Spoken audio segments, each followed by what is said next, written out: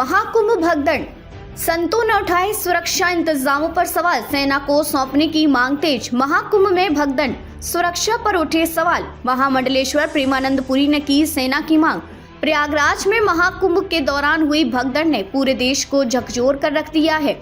इस घटना के बाद सरकार और प्रशासन की भूमिका पर सवाल उठने लगे हैं। महामंडलेश्वर प्रेमानंद पुरी ने इस घटना पर गहरा दुख व्यक्त किया और कहा कि इतनी बड़ी भीड़ को नियंत्रित करना पुलिस प्रशासन के वश की बात नहीं थी। उन्होंने मांग की कि कुंभ मेले की सुरक्षा सेना को सौंप दी जाए, जिससे भविष्य में इस तरह की घटनाओं को टाला जा सके।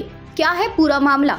महाकुंभ में श्रद्धालुओं की भारी भीड़ के कारण संगम तट पर भगदड़ मच गई, जिससे कई लोगों की मौत हो गई और दर्जनों लोग घायल हो गए। घटना के बाद अखाड़ों और संत समाज में रोष व्याप्त है। पंचायती अखाड़ा श्री निरंजनी के महामंडलेश्वर प्रेमानंद पुरी इस घटना से इतने व्यतीत हो गए कि उन्होंने कैमरे के सामने भावुक होकर अपनी पीड़ा व्यक्त की। उन्होंने कहा कि संतों ने पहले ही सरकार से कुंभ की सुरक्षा को सेना के हवाले करने की मांग की थी, लेकिन इसे गंभीरता से नहीं लिया गया। संतों की मांग, सेना क्यों जरूरी? महामंडलेश्वर प्रेमानंद पुरी का कहना है कि पुलिस प्रशासन के पास इतनी बड़ी भीड़ को नियंत्रित करने के लिए आवश्यक ट्रेनिंग और संसाधन नहीं है। सेना के पास भीड़ प्रबंधन, आपदा प्रतिक्रिया और आपातकालीन स्थिति को नियंत्रित करने की क्षमता होती है। अगर कुंभ का संचालन सेना के हाथ में होता है तो यह हादसा टल सकता था। अखाड़ा परिषद की प्रतिक्रिया।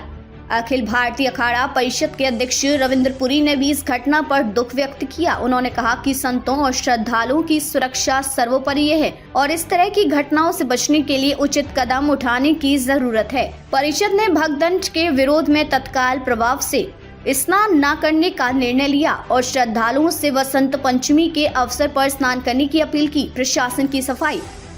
इस हादसे के बाद प्रशासन ने सफाई देते हुए कहा कि महाकुंभ में करोड़ों लोग आते हैं और इतनी बड़ी भीड़ को नियंत्रित करना आसान नहीं होता।